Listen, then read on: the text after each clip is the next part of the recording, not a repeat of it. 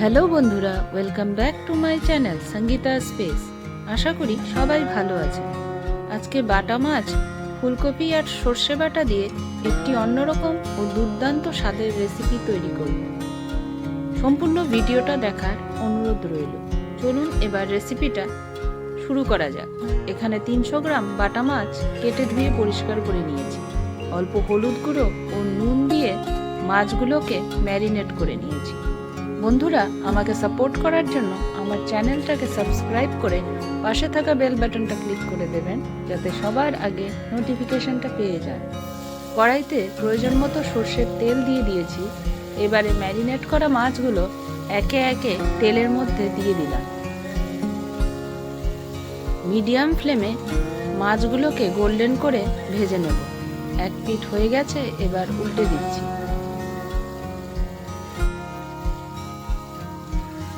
হালকাভাবে মাছগুলো ভাজা হয়ে গেছে, এবার তুলে নিচ্ছি। একইভাবে সব মাছগুলোই ভেজে নিয়েছি। বেঁচে যাওয়া তেলের মধ্যে ফুলকপি দিয়ে দিলাম। অল্প হলুদ গুঁড়ো ও চিনি যোগ করলাম। ফুলকপিটা আমি সামান্য ভাপিয়ে নিয়েছিলাম। মিডিয়াম ফ্লেমে ফুলকপিটাকে লাল লাল ভাজা হয়ে গেলে তুলে নিচ্ছি। অল্প তেল যোগ করে দিলাম। এবার নুন হলুদ মাখানো আলুটা ভাজার জন্য দিয়ে দিলাম। আলুটা যাতে নরম হয়ে যায় সেই জন্য ঢাকা দিয়ে 4 মিনিট থেকে 5 মিনিট রান্না করে নিয়েছি। তারপর তুলে নিয়েছি। সর্ষের তেলের মধ্যে ফোড়ন দিয়ে দিলাম গোটা জিরে, একটা মিডিয়াম সাইজের গ্রেট করা টমেটো দিয়ে দিলাম ও চেরা কাঁচা লঙ্কা যোগ করলাম।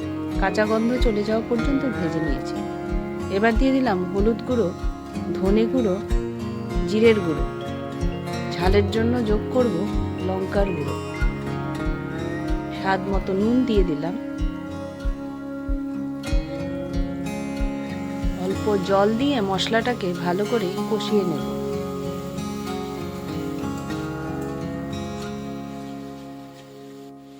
এবার ভেজে রাখা আলুটা দিয়ে দিলাম। 1 মিনিট মতো আলুটাকে মশলার সাথে ভেজে নিয়েছি। তারপর ভেজে রাখা ফুলকপিটাও যোগ করে দিলাম। ফুলকপিটা মশলার সাথে আরও 3 থেকে 4 মিনিট লো ফ্লেমে কষিয়ে নিয়েছি। এবার সর্ষে বাটা দিয়ে দিলাম। এখানে 1 টিস্পুন সর্ষে, একটা কাঁচা লঙ্কা, অল্প নুন দিয়ে সর্ষেটাকে মিহি করে বেটে নিয়েছি।